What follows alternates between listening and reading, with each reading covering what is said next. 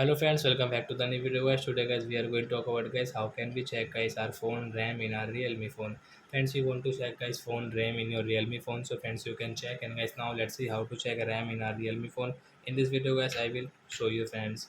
So before starting video friends, I want to tell you guys, if you're new in my channel, so friends first of all go and subscribe my channel, click the bell icon and like my video friends. So friend, first of all we will know our phone setting, and guys you can see this type setting in your Realme phone.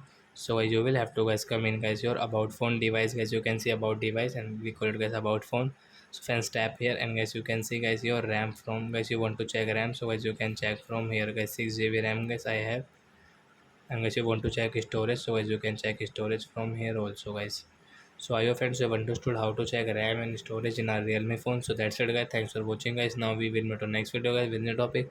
Before going guys, please go and like my video, subscribe my channel. Bye friends, thanks for watching the video.